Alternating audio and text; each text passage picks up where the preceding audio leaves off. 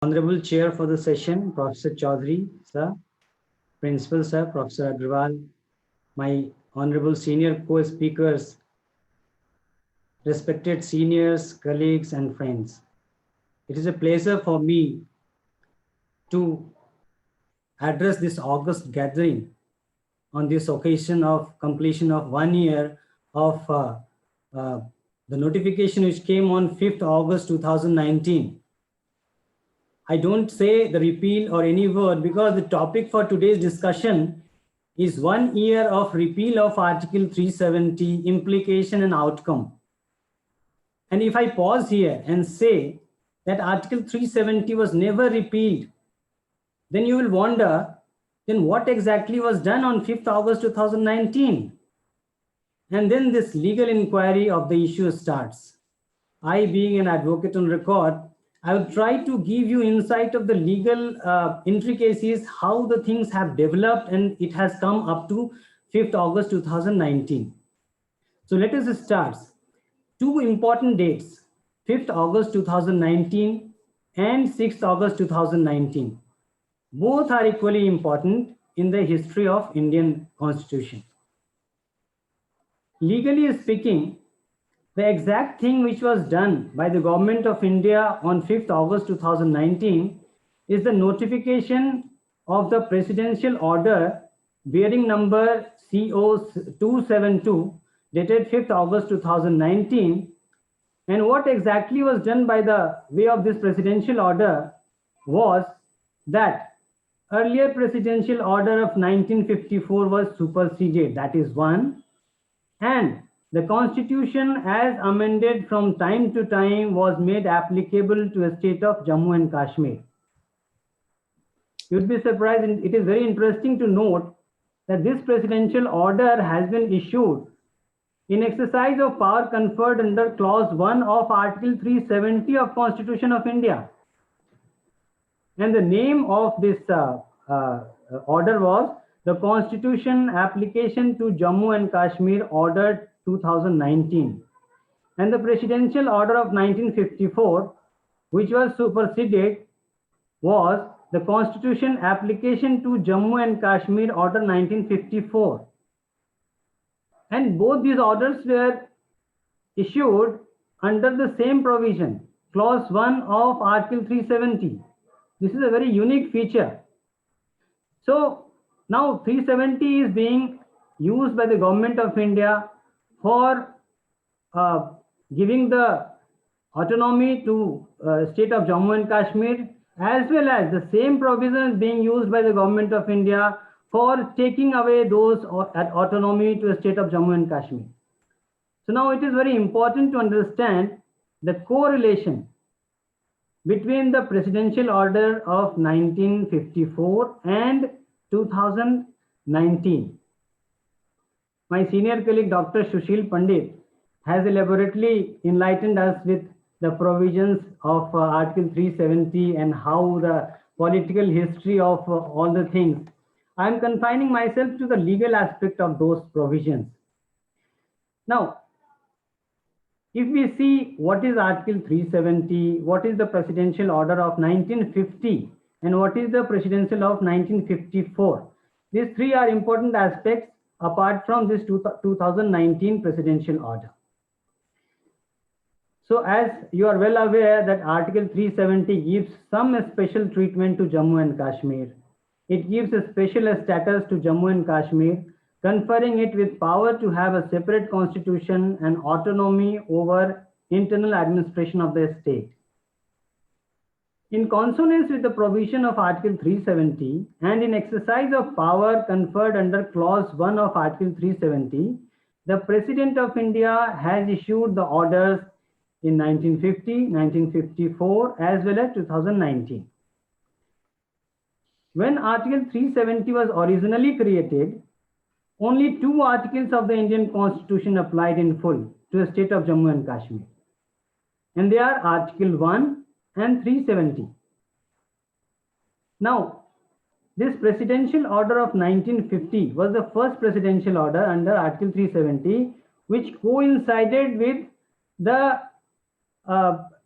26 January 1950 when the constitution was adopted by us.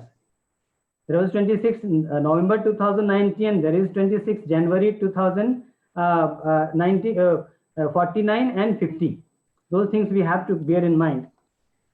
Then through this presidential order of 1950, which is the first presidential order, 235 articles of Indian constitutions were made inapplicable to the state of Jammu and Kashmir. 9 were made partially applicable and 29 were applied with modification in the state of Jammu and Kashmir. Thereafter, the presidential order of 1954 was passed.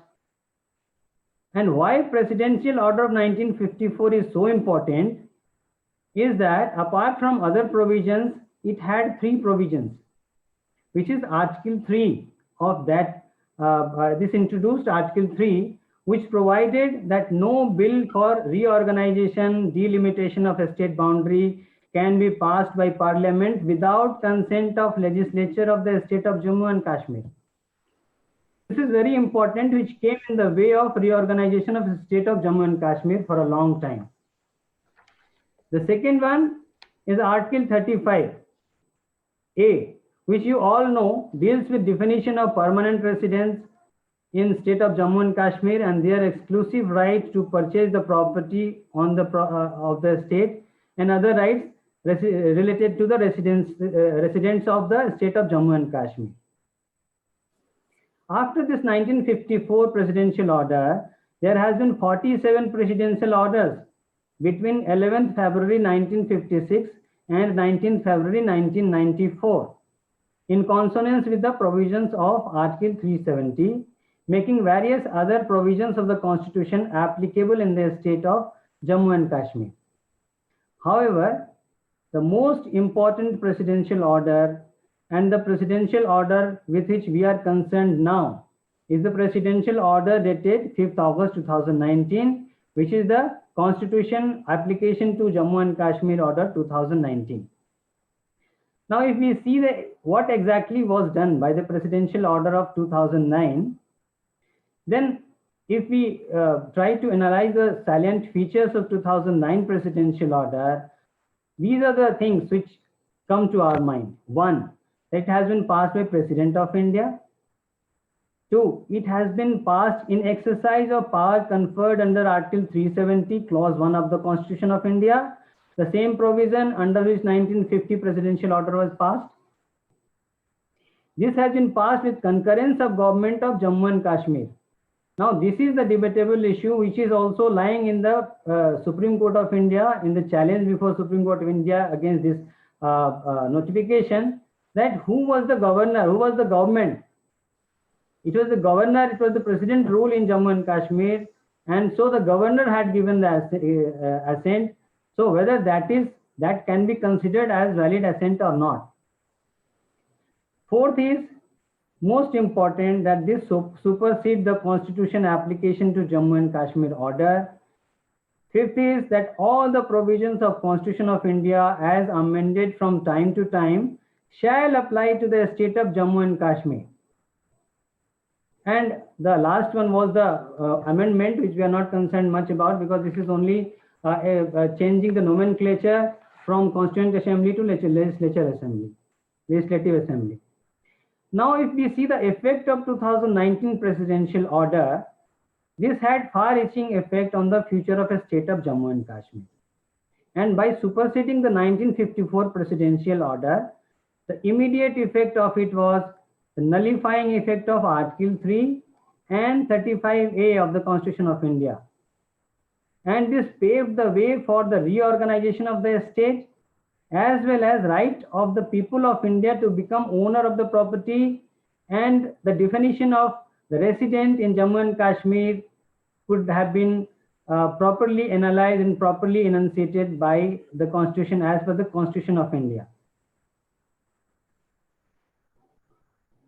Now, one important missing link to all this is another more important presidential order which was issued on subsequent day on 6th August 2019. Because 5th August 2019 was the notification saying that the 1954 presidential order is superseded. That is one. And second is that all the provisions of the constitution would be applicable in the state of Jammu and Kashmir. Now, what happened on 6th August 2019? Another notification came in the name of declaration under Article 370 of the Constitution. And the number of this notification was CO273. This was issued under clause 3 of the Article 370 of the Constitution, which was passed in exercise of power conferred by clause 3 of Article 370, read with clause 1 of Article 370 of the Constitution of India. So all through Article 370 is continuing to have its effect and implications. Now, what was done on 6th August is very important, because on 6th August, the Article 370, the earlier provisions of Article 370 were made inoperative, and at the place of earlier provisions, a new provision was substituted. So that, in effect, what it did, it abrogated the effect of 370, which was existing earlier.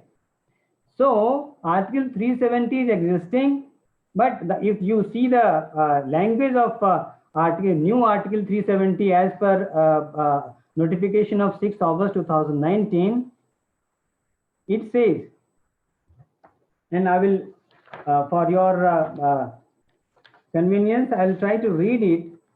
This notification of 6th August, in exercise of power conferred by clause 3 of Article 370, read with clause 1 of Article 370 of Constitution of India, the President, on recommendation of Parliament, is pleased to declare that as from 6 August 2019, all clauses of said Article 370 shall cease to be operative, except the following, which shall read as under.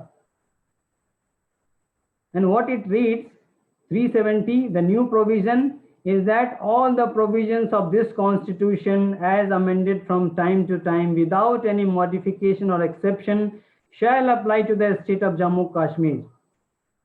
So this is, in effect, the genesis is 5th August notification, but the effect is 6th August notification. So if we join these two notifications together, then we come to the conclusion that the autonomy given by the earlier Article 370 was taken away by these two notifications by the Parliament of India, and that too while exercising the power under the same provision of Article 370. Now,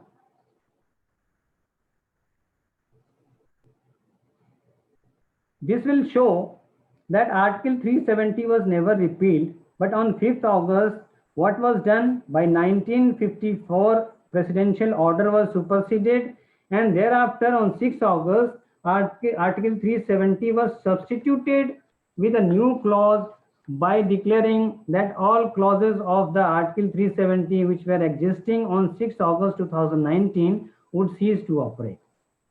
Therefore, these two notifications of Government of India made the provisions of earlier Article 370 inoperative in law, and it made the Constitution of India applicable to the state of Jammu and Kashmir without any modification and exception.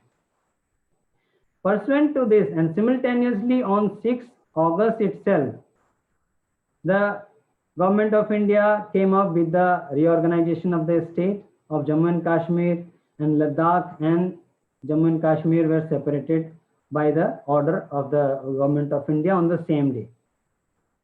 Now, this notification of Government of India, both 5th and 6th August notification, were immediately challenged by the people, various political parties before Honorable Supreme Court of India, and those petitions are pending before Supreme Court of India. In that petition, that is a Constitution bench is hearing those petitions. Constitution bench means 5 judges bench. They are hearing the petition, and there was a plea, there was a request prayer by some of the parties to refer this matter to larger bench, which was rejected by the 5 judges Honorable Bench of Supreme Court of India by an order dated 2nd March 2020. So now all these issues, legal implication of whether the consent was properly made and whether these notifications are proper or not, all these things are in the realm of Honorable Supreme Court of India. And I would, for your convenience and knowledge, I would give you the exact number, writ petition number, which is pending before Honorable Supreme Court of India, and that is writ petition civil number 1099 of 2019, which is Dr. Shah Faisal and others versus Union of India and others. This is a batch of petition pending before Supreme Court. Two more important things I would like to share with you. About the consent by the governor. This is the issue arises in the mind whether the consent of the governor is proper or not. So there is a precedent of Honorable Supreme Court of India in this respect. In 1972, under similar situation, some presidential order was issued. The judgment is Muhammad Maqbool Damnu versus the state of Jammu and Kashmir, 1972, 1 Supreme Court cases 536, where Supreme Court itself has upheld that when the precedent rule is there, the governor has full authority to give the consent for any changes to be made in the constitution. So these are the legal issues which are under consideration before Honorable Supreme Court, but these are some aspects which will clarify if the consent has been made by the governor, whether this would be proper or not, subject to verification and further examination by Honorable Supreme Court. One more thing I would like to share with you is that in 2017, Honorable Supreme Court had decided that the temporary character which Dr. Saab has elaborately dealt with, this temporary character of this Article 370 has attained the permanent character that has been held by Supreme Court in 2017 in one judgment, which is the State Bank of India versus Santosh Gupta.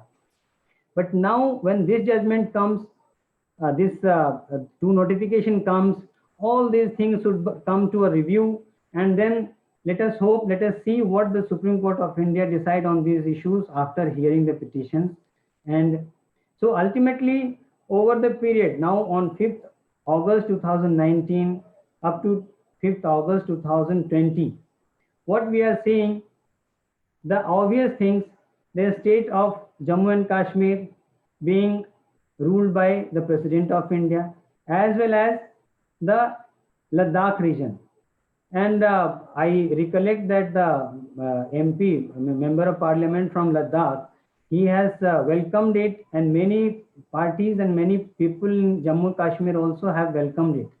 So let us see, this would be a mixed reaction to all the people, but the legal issue confined to this is the sequence from Article 370, 1950, 1954, and then 2019, 5th August 2019 and 6th August 2019. And therefore now here before us, these provisions are there, and hope for the best for the state of Jammu and Kashmir on the eve of this completion of 1 year of abrogation of Article 370. I thank you all for inviting me to this August gathering. Thank you so much. Thank you, Sumit ji. Thank you. Thank you, Sumit ji. Thank you.